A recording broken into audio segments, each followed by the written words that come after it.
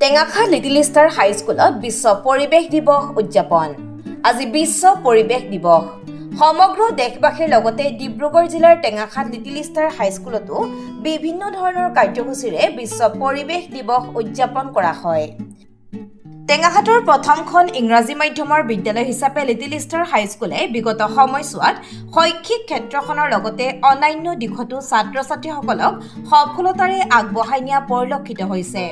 সেই অনুসৰি আজি বিশ্ব পৰিৱেশ দিৱস উপলক্ষে প্ৰথমে টিংৰাই চাৰিআলি উচ্চতৰ মাধ্যমিক বিদ্যালয়ৰ সহকাৰী শিক্ষয়িত্ৰী তথা পৰিৱেশ কৰ্মী নীলিমা গগৈ হাজৰিকাই বিদ্যালয়ৰ চৌহদত বিদ্যালয় পৰিচালন সঞ্চালক দেৱানন্দ ফুকনৰ সহযোগত তথা বহুকেইজন গণ্যমান্য ব্যক্তি আৰু ছাত্ৰ-ছাত্ৰীসকলৰ উপস্থিতিত মহানিমৰ পুলি ৰোপণ কৰে।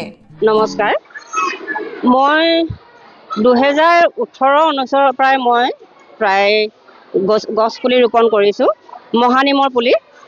গতিকে আজি মই বিশ্ব পৰিৱেশৰ আজিৰ দিনটোত টেঙাখাতৰ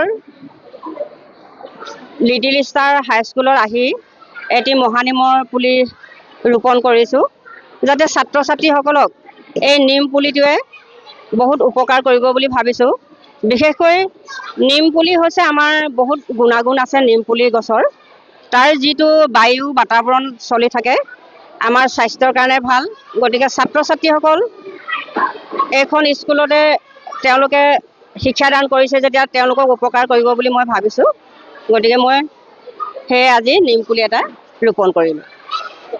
তেখেতসকলে আহি আজি এটি নিম পুলি ৰুই আমাৰ অনুষ্ঠানটো শুভোদ্বোধন কৰাৰ কাৰণে তেখেতসকললৈ অশেষ ধন্যবাদ আৰু আমি কৃতজ্ঞতা জনাইছোঁ।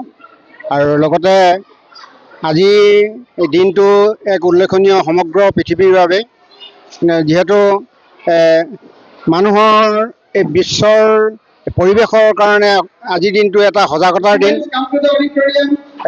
যিহেতু আমাৰ জলবায়ু পৰিৱেশ এইবিলাক সকলোবিলাক দুষ্কৃতিকাৰীয়ে ধ্বংস মুখলৈ ঠেলি দিছে, যাৰ বাবে আমাৰ মানুহৰ বেমাৰ আজাৰে ব্যাধিৰে ভৰি পৰিছে। গতিকে এনেকুৱা এটা দিনত আজি আমি এই সজাগতা দিৱস উদযাপন কৰিবলৈ পাই অশেষ ধন্য মানিছোঁ। আৰু লগতে নীলিমা হাজৰিকা গগৈ দেৱীয়ে আজি এই বৃক্ষৰোপণেৰে আমাৰ অনুষ্ঠানটিক সোণত সুৱগা চৰোৱাৰ কাৰণে তেখেতলৈ অশেষ ধন্যবাদ জনালোঁ পুনৰ। ইয়াৰ পিছতে ছাত্ৰ-ছাত্ৰীসকলৰ মাজত ৰচনা, চিত্ৰাংকন, কুইজ, কবিতা আবৃত্তি, আকস্মিক বক্তৃতা, নাটক আদি প্ৰতিযোগিতা অনুষ্ঠিত কৰা হয়। বিদ্যালয়ৰ শিক্ষক-শিক্ষয়িত্ৰীসকলৰ সহযোগত উপাধ্যক্ষ সুদামা পণ্ডিতে পৰিচালনা কৰা এই অনুষ্ঠানৰ আৰম্ভণিতে অধ্যক্ষ ৰিয়াজ হুছেইনে বিশ্ব পৰিৱেশ দিৱসৰ তাৎপৰ্য ব্যাখ্যা কৰি বক্তব্য প্ৰদান কৰাৰ লগতে দিনটোৰ কাৰ্যসূচী সন্দৰ্ভত এনেদৰে কয়। আজি আমাৰ বিশ্ব পৰিৱেশ দিৱসৰ লগত সংগতি ৰাখি আমাৰ বিদ্যালয়তো আমি ৱৰ্ল্ড এনভাইৰনমেণ্ট ডে পালন কৰিছোঁ। আৰু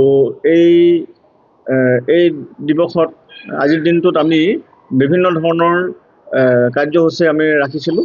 ছাত্ৰ-ছাত্ৰীসকলৰ মাজত প্ৰতিযোগিতা, যেনেকৈ ড্ৰয়িং প্ৰতিযোগিতা আৰু এছে কম্পিটিশ্যন আছিলে। তাৰপিছতো আমি সৰু সৰু কণ ল'ৰা ছোৱালীবিলাকৰ মাজত ৰাইমছৰ প্ৰতিযোগিতা ৰাখিছিলোঁ, একশ্যন ডেন্স আছিলে, তাৰপিছতে তেওঁলোকৰ মাজত ড্ৰামা প্ৰতিযোগিতা আছিলে আৰু এটা কুইজ প্ৰতিযোগিতা আছিলে ছাত্ৰ-ছাত্ৰীসকলৰ মাজত।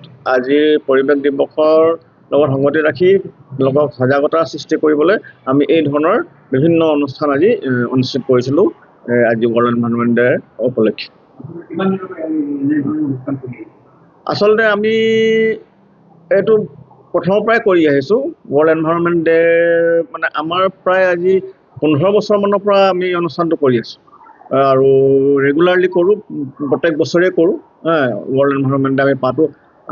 অন্য বছৰত কেতিয়াবা আমি আমাৰ ছাত্ৰ-ছাত্ৰীসকলক বাহিৰলৈ ৰেলী কৰিও লৈ যাওঁ। তেওঁলোকে পোষ্টাৰ বা বিভিন্ন ধৰণৰ প্লে কাৰ্ড হাতত লৈ গোটেই টেঙাখাত অঞ্চল ফুৰে। এই বছৰ আমি সেই প্ৰগ্ৰামটো নাৰাখিলোঁ, যিহেতু গৰম যথেষ্ট হৈছে আৰু ছাত্ৰ-ছাত্ৰীসকলৰ স্বাস্থ্যৰ কথা চিন্তা কৰি আমি এই ৰেলী প্ৰগ্ৰামটো এইবাৰ ৰখা নাই। আৰু বাকীখিনি প্ৰগ্ৰাম যেনেকৈ আমি কৰোঁ আগৰ বছৰবিলাকত তেনেকৈ আমি ৰাখিছোঁ। News desk report Tengakhat live.